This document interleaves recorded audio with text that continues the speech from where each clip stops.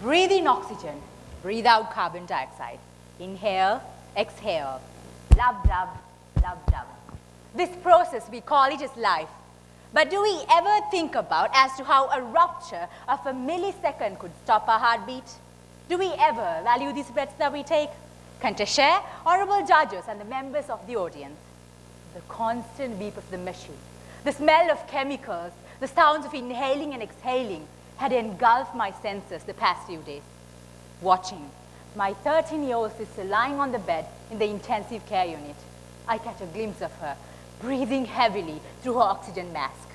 Crippled with anxiety, fear, and doubt, I see a series of images in the background. A woman grieving, her sobs indicating agitation and sorrow. A man staring blankly, contemplating.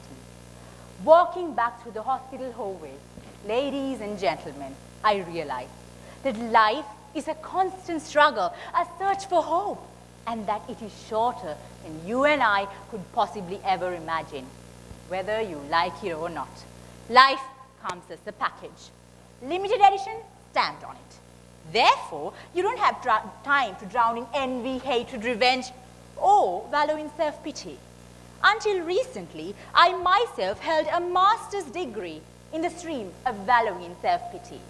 You see, I'm very fond of the movie Devda, so as a habit, I like watching it, especially the scene where the heroine comes running in slow motion gracefully to meet the hero.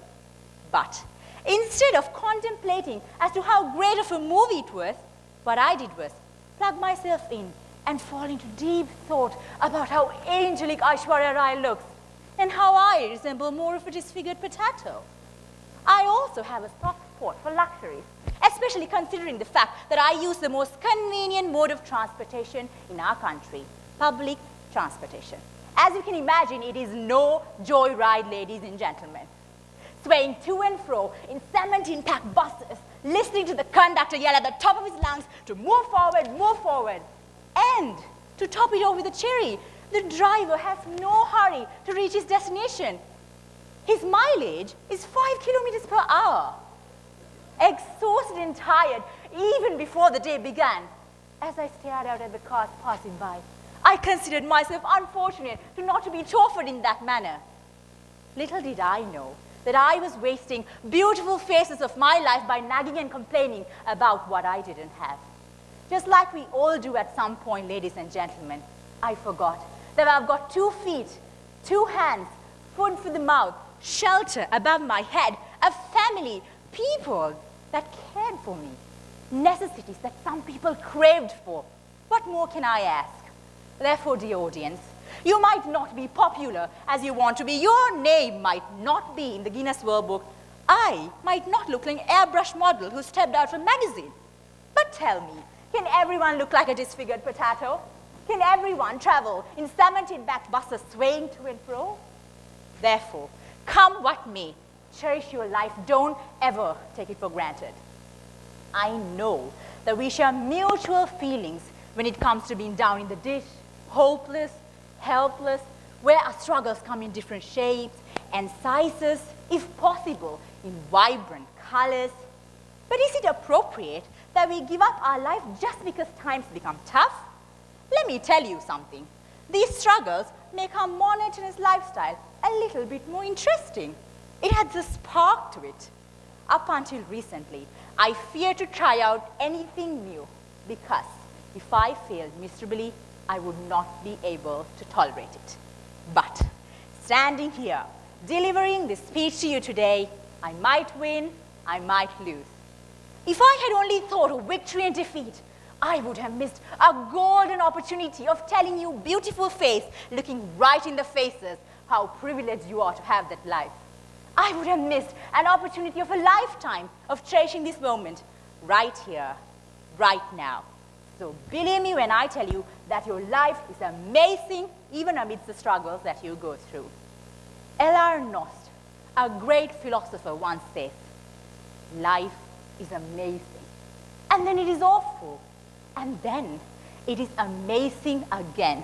And in between the amazing and awful, you've got routine, you've got ordinary, you've got mundane. Breathe in amazing. Hold on to awful. Relax and exhale through ordinary. That's just living, and it's breathtakingly beautiful. Let me tell you a story of a boy named Jake Bailey. Unlike us, he woke up one morning, not to the annoying noise of the alarm clock, but to find out he was diagnosed with the world's fastest growing cancer a week before his big day, the valedictory speech. He knew he had a limited number of days to live, but the fear of regression that would haunt him later if he did not cherish his moments overtook the fear of death. Mustering up all sorts of courage, he gets up on stage and he says, "None of us get out of life alive. So be gallant, be great, be gracious, be grateful for the opportunities that you have right in front of you." Therefore, dear audience, don't fret about the future. Let it come to you. Don't try to alter the past. It is gone. What happened yesterday can scare you. The struggles, the life that you're going to face tomorrow can depress you. But it is only a thought. Can you ever guarantee that tomorrow is ever going to arrive? For all you know, I might get hit by a truck on the way home.